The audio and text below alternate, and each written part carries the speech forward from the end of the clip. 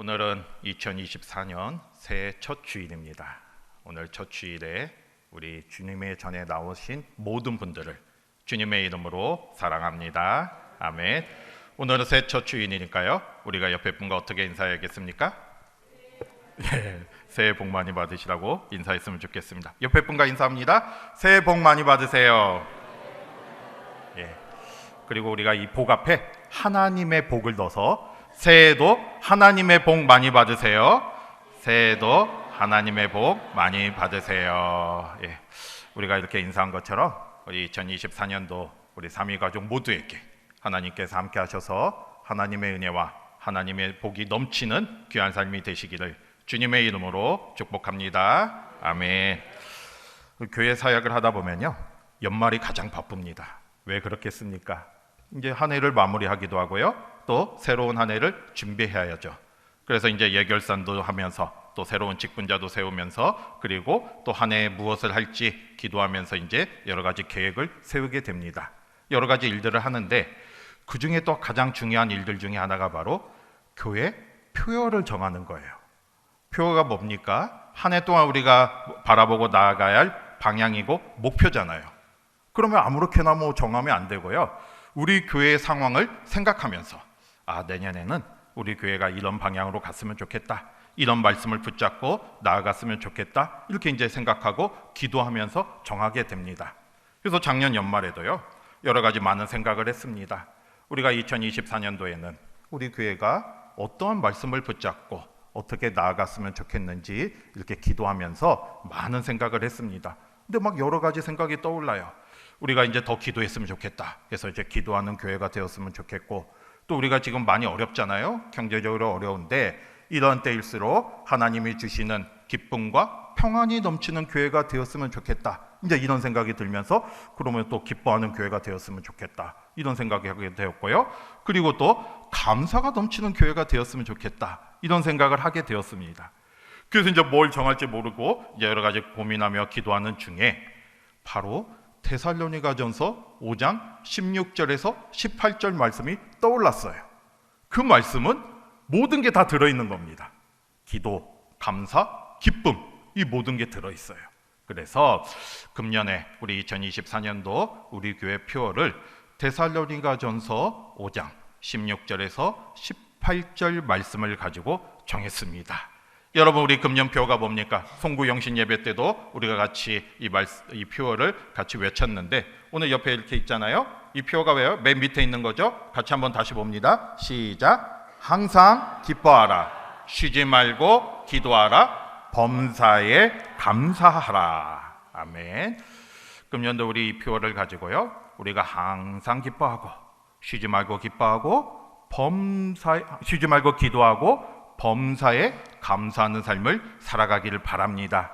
왜 그럴까요? 이것이 바로 우리를 향하신 하나님의 뭐가 돼요? 뜻이 되잖아요. 이게 우리를 향하신 하나님의 그 바라심이 되는 거예요. 이게 우리가 이런 모습으로 살아가기를 하나님께서 원하고 계십니다. 저와 여러분 모두가 2024년도에는 항상 기뻐하고 쉬지 말고 기도하고 범사에 감사하는 그런 삶이 되어서 우리를 향하신 하나님의 뜻을 이루어가기를 바랍니다. 그래서 오늘 저는 새해 첫 주일에 특별히 오늘 이 말씀을 가지고 같이 은혜를 나누고자 합니다. 첫 번째로, 하나님은 우리가 어떤 모습이 되기를 원하십니까? 항상 기뻐하는 삶이 되기를 원하세요. 여러분 16절 한번 보겠습니다. 시작. 항상 기뻐하라. 우리 기독교는요, 기쁨의 종교예요. 다시 말해서 하나님께서 우리에게 기쁨과 평안을 주시기를 원하시고요, 우리는 주님이 주시는 기쁨 가운데 살아가기를 원하십니다. 여러분, 예수님께서 이 땅에 오셔서 공생의 사역을 하실 때 가장 첫 번째로 하셨던 표적이 무엇이었습니까? 가나 혼인잔치에서 무엇으로 바꾸셨어요? 물을 포도주로 바꾸는 이적을 행하셨습니다. 그게 표적이에요. 그러면 그걸 통해서 우리에게 보여주시고자 하는 것이 무엇이겠습니까? 물론 여러 가지 의미를 가지고 있죠. 예수님이 하나님이심을 보여준 건데, 그걸 통해서 우리에게 예수님, 하나님께서는 우리에게 뭘 주기를 원하시는 거예요? 기쁨을 주기를 원하시는 걸 보여주셨어요. 왜 그렇겠습니까? 여러분, 이 혼인잔치에서 포도주가 떨어졌을 때 거기에 있는 많은 사람들이 어떠했겠습니까? 한마디로 말해서 난감했겠죠. 지금 포도잔치가 계속 무르익어 가는데, 지금 끝나가는 상황이 아니라 계속 잔치는 며칠 동안 계속돼야 하는데 포도주가 떨어질 거예요. 그러면 더 이상 잔치가 잔치다운 잔치가 될 수가 없습니다. 기쁨이 사라지게 되는 거예요. 그런데 예수님께서 그 자리에서 물을 포도주로 바꿔 주심으로써 그 기쁨을 회복시켜 주셨습니다. 그래서 그걸 통해서 우리에게 바로 예수님이 이 땅에 오신 것, 그리고 하나님이 원하시는 것은 우리가 기쁨 속에 살아가고 또 주님이 주신 기쁨을 누리며 살아가기를 원하시는 것이고요. 그 평강과 은혜 속에 기쁨을 누리기를 원하시고 계신다는 걸 알 수가 있는 거죠. 여러분, 오늘 말씀처럼 우리 모두가 항상 기뻐하는 삶이 되시기를 바랍니다. 그러면 우리가 어떻게 항상 기뻐할 수 있겠습니까? 여러분, 이 기쁨이라는 거는요, 우리의 감정이에요, 감정. 그런데 기뻐하라고 해서 우리가 기뻐할 수 있는 게 아니에요. 그런데 오늘 말씀을 보면요, 네가 기쁨의 생활을 했으면 좋겠다, 이런 권면이 아니라 항상 기뻐하라 명령을 하고 있습니다. 그럼 우리가 기쁨의 생활을 해야 한다는 거예요. 그러면 우리가 어떻게 하면 기뻐할 수 있겠습니까? 저는 이 기쁨의 의미를요, 하박국 선지자, 하박국서를 통해서 하박국 선지자의 모습을 통해서 깨달았습니다.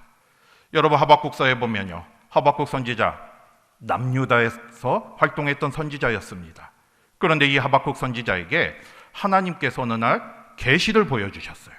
앞으로 일어날 일에 대해서 보여주셨습니다. 그런데 그 계시가 뭐였냐면, 이 남유다가 바벨론의 침공을 받아서 멸망을 하는 거예요. 전쟁에서 패하고 온 국토가 황폐화됩니다. 그리고 모든 백성들이 이 전쟁의 참상을 겪으면서 고통 속에 살아가는 비참한 모습을 보여주셨어요. 얼마나 참담한 모습이었습니까? 모든 게 남아있지 않는 이런 상황이었어요. 그런데 하박국 선지자는 이러한 참상을 계시로 보고 아주 놀라운 고백을 하였어요. 여러분, 우리가 너무나 잘 아는 하박국 3장 17절에서 18절 말씀이에요. 무엇을 고백했습니까? 하박국 선지자가 비록 무화과 나무가 무성치 못하며 포도나무에 열매가 없으며 감람나무에 소출이 없으며 밭에 식물이 없으며 우리의 양이 없으며 외양간에 소가 없을지라도, 이게 다 남아있지 않을지라도, 그 다음이 중요하죠. 뭐라고 고백했습니까? 나는 여호와를 인하여 즐거워하며 구원의 하나님을 인하여 기뻐하리로다. 이렇게 고백한 거예요. 모든 게 다 없어질지라도, 현실에 남아있는 게 아무것도 없을지라도 나는 즐거워하며 기뻐할 수 있다는 건데, 그 이유를 뭐라고 했습니까? 여호와를 인하여 즐거워하고 구원의 하나님을 인하여 기뻐할 수 있다는 거예요. 바로 우리에게도 이 기쁨의 이유가 바로 하나님임을 다시 한번 깨달을 수가 있습니다. 하박국 선지자는 이런 죄악의 상황이라도 현실 속에서 현실을 바라본 게 아니라 바로 하나님의 함께 하심을 깨달은 거예요. 어떠한 상황이 될지라도 하나님이 계시기 때문에, 나를 구원해 주셨기 때문에, 그리고 그 구원의 하나님께서 끝까지 나와 함께하여 주시기 때문에 그 자체로 나는 즐거워하고 기뻐할 수 있다 고백하는 겁니다. 여러분, 우리도 이 고백 속에 우리의 기쁨을 찾으시기를 바랍니다.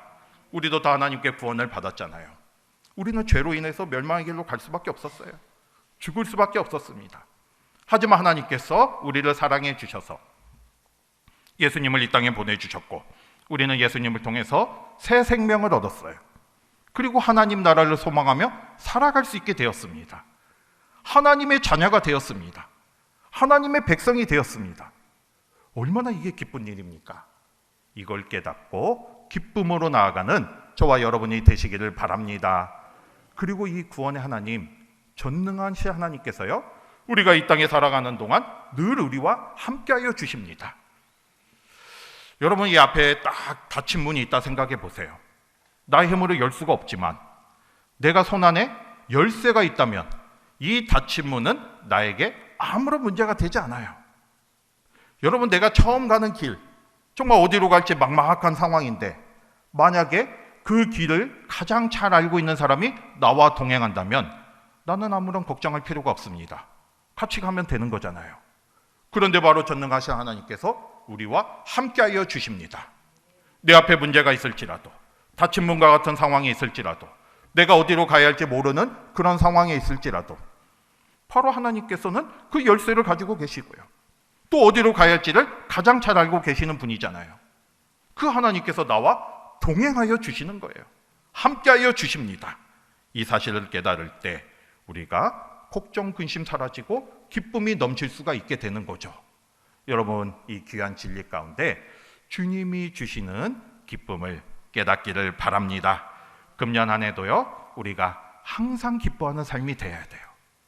그러기 위해서 이 구원, 나를 구원해 주신 하나님께서, 그리고 전능하신 하나님께서 언제나 나와 함께 하심을 깨닫기를 바랍니다. 그 하나님만 바라보며 항상 기뻐하는 저와 여러분이 되시기를 주님의 이름으로 축복합니다. 아멘. 그 다음에 두 번째로는요, 우리가 어떤 삶을 살기를 원하십니까? 17절 같이 보겠습니다. 17절 볼게요. 시작. 아멘. 쉬지 말고 기도하는 것. 바로 하나님께서 우리에게 원하는 삶은 쉬지 말고 기도하는 거예요. 여러분, 기도가 뭐라고 하죠? 우리가 하나님과 뭐 한다는 거예요? 대화라고 하잖아요.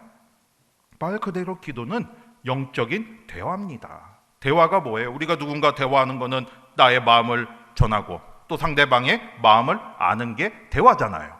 근데 우리가 하나님과 기도를 통해서 대화하는 겁니다. 영적인 대화를 하는 거예요. 나의 소원과 나의 마음을 주님 앞에 아뢰는 것이고요. 또 기도를 통해서 주님의 뜻과 주님의 계획을 알게 되는 거예요. 이게 이런 기도를 통해서 우리는 주님 앞에 더 나아갈 수가 있습니다.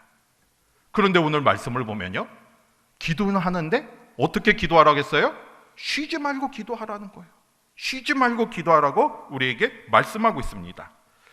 여러분, 이 쉬지 말고 기도하라는 뜻 속에요, 하나님의 놀라운 사랑이 담겨 있어요.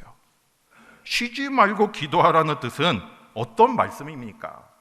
하나님께서는요, 우리가 언제든지 기도할 때마다 그 기도를 들어주시겠다는 약속이에요. 여러분, 생각해 보세요. 내가 아무리 친한 사람이 있어도요, 24시간 내내 제 옆에서 막 쫑알쫑알 계속 얘기하면 여러분 어떻겠습니까? 처음에는 듣지만 힘들다, 나중에 하자고 또 이렇게 힘들잖아요. 그런데 하나님께서는요, 아예 쉬지 말고 기도하라 말씀하고 계십니다.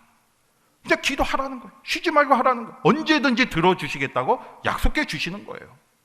뭐 밤에 우리가 새벽 3시쯤 되는데 하나님께서 주무시나? 이때는 안 하고 깨서 한 6시쯤에 해야, 그럴 필요가 없다는 거예요. 새벽 3시에도 주님을 찾고자 하면 그때 기도하면 되는 거예요. 쉬지 말고 기도하는 거예요. 오늘은 새해 첫날이니까 오늘은 하나님도 쉬시지, 내일 해야겠다, 이럴 필요가 없다는 거예요. 쉬지 말고 기도하시면 언제든지 하나님께서 우리의 기도를 들어주시겠다는 약속입니다. 여러분, 이 사실, 그 주님의 사랑을 깨닫기를 바랍니다. 언제든지 우리의 기도에 귀를 기울여 주시고 들어주시는 그 사랑의 마음을 느끼시고 쉬지 말고 기도하는 저와 여러분이 되시기를 바랍니다. 그리고 또 하나, 쉬지 말고 기도하라는 이 말씀 속에는요, 무슨 기도를 하든 간에 그 기도에 응답하여 주시겠다는 약속이에요. 그만큼 우리를 사랑하시고 관심을 갖고 계시기 때문이죠.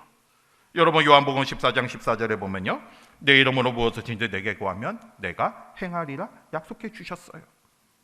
쉬지 말고 기도하는 것은 내가 필요한 게 있다면, 내가 원하는 게 있다면, 내가 주님께 바라는 게 있다면 주님 앞에 기도할 때 주님께서 그 기도에 응답하여 주신다는 약속의 말씀입니다.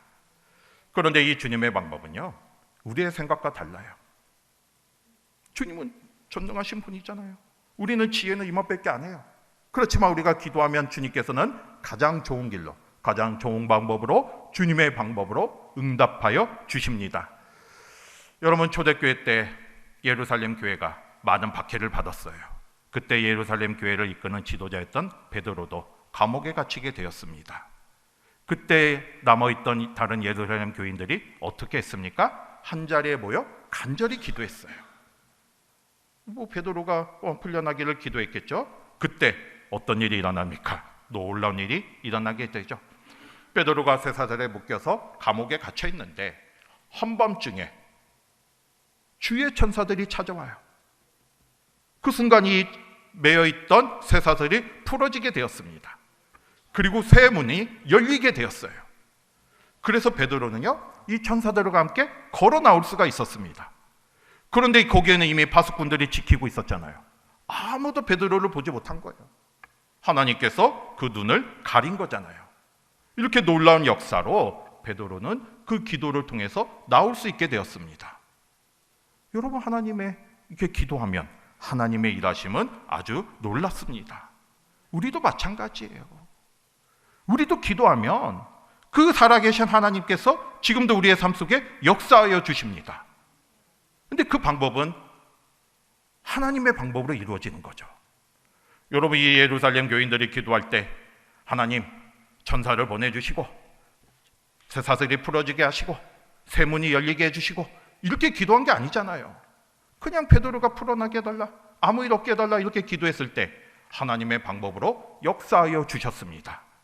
우리도 하나님의 전능하심을 믿고요, 간절히 기도하시기를 바랍니다. 우리의 생각이 아니라 하나님의 방법으로 하나님이 때에 응답하여 주실 것입니다. 그 사실을 믿고 쉬지 말고 기도하는 우리 모두가 되시기를 바랍니다.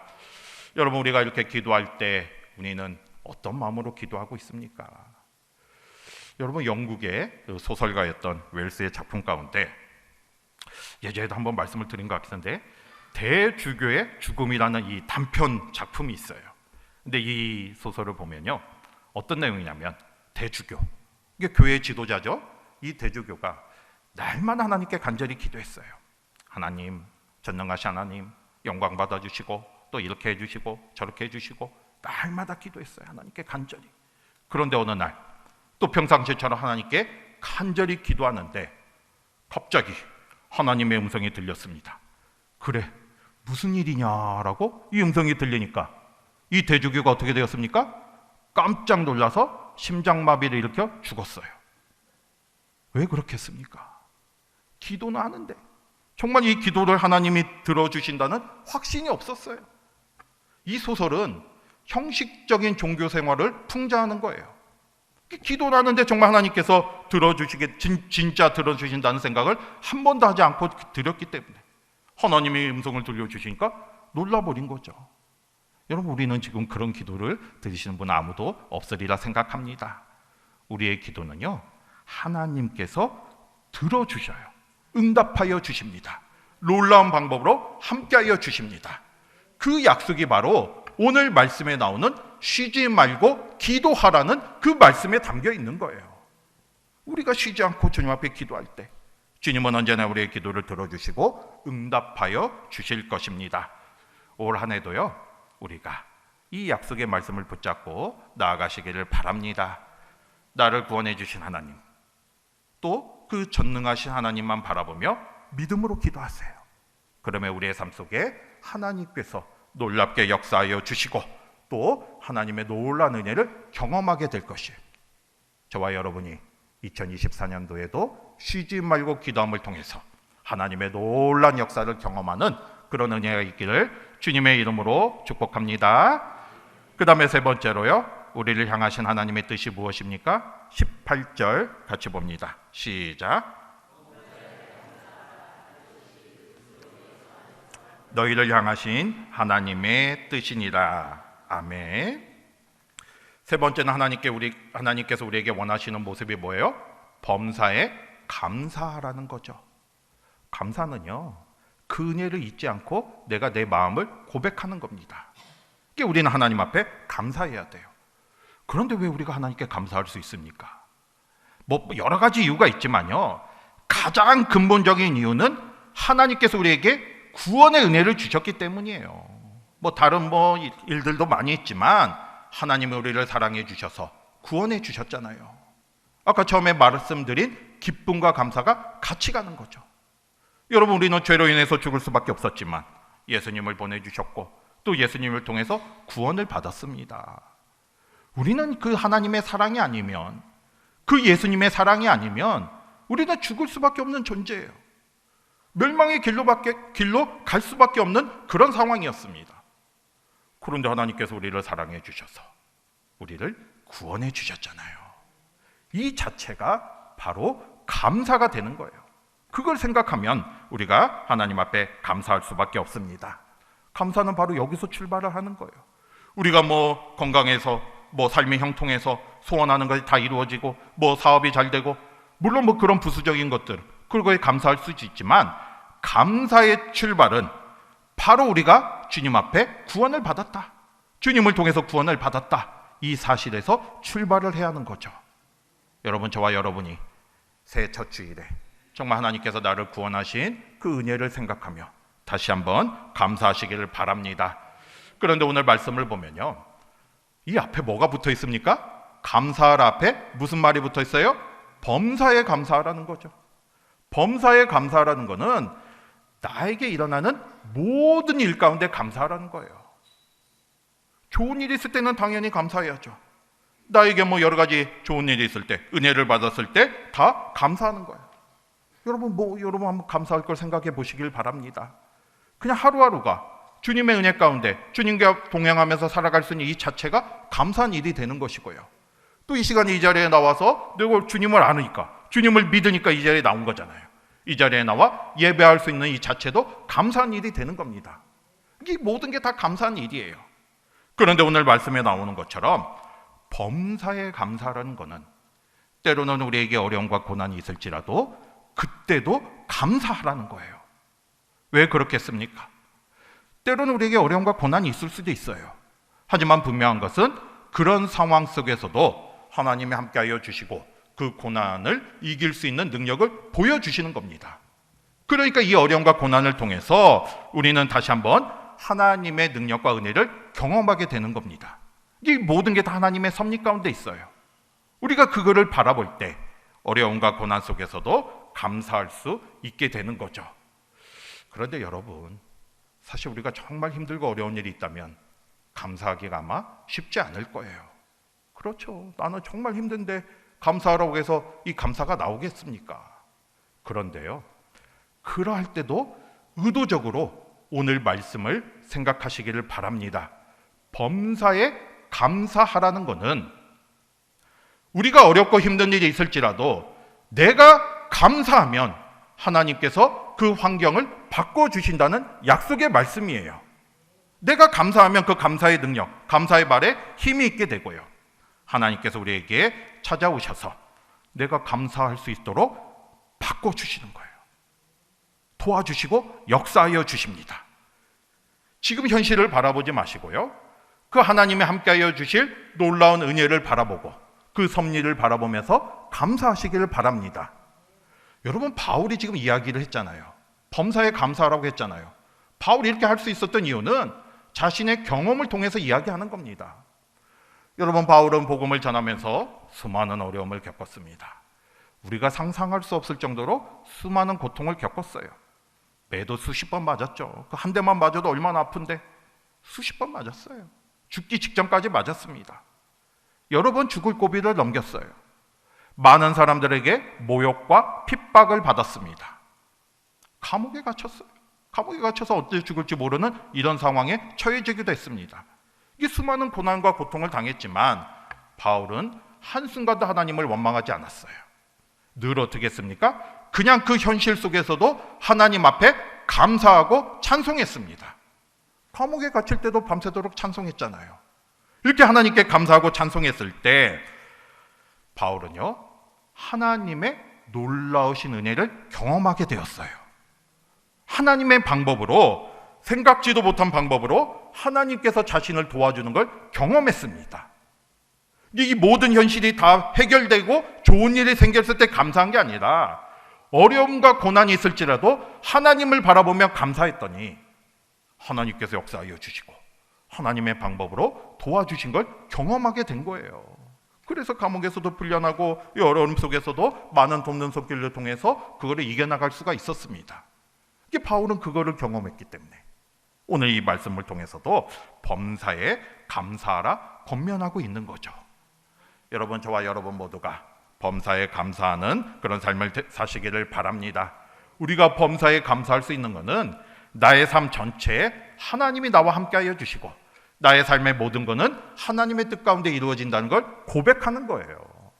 여러분 그 고백을 들으시기를 바랍니다. 환경을 바라보지 마시고요. 내가 의도적으로 하나님 앞에 감사한다면 하나님께서 우리의 삶을 감사할 수 있도록 또 만들어 주시는 거예요. 이걸 바라보면서 끝까지 주님만 바라보며 금년 한 해도 범사에 감사하는 삶을 살아가는 저와 여러분이 되시기를 바랍니다. 여러분 오늘 새해 첫 주일이잖아요. 오늘 말씀처럼 우리 금년 한 해 우리의 교회 표어인 항상 기뻐하라, 쉬지 말고 기도하라, 범사에 감사하라, 이 삶을 살아가시기를 바라고요. 이럴 때 우리가 주님 안에서, 그리스도 안에, 예수 안에서 이 일이 이루어지는 거예요. 우리가 다른 떨어져 있으면 이런 삶이 될 수가 없습니다. 오늘 말씀처럼 우리가 주님 안에 거할 때 그리스도 예수 안에서 이런 삶이 될 수가 있는 것이고요. 우리가 이런 삶을 살아가는 게 바로 우리를 향하신 하나님의 뜻입니다. 이 사실을 깨닫고 금년에도 항상 기뻐하고 쉬지 말고 기도하고 범사에 감사하는 삶을 통해서 하나님의 은혜를 풍성히 누리며 살아가는 저와 여러분이 되시기를 주님의 이름으로 축복합니다. 아멘. 기도하겠습니다.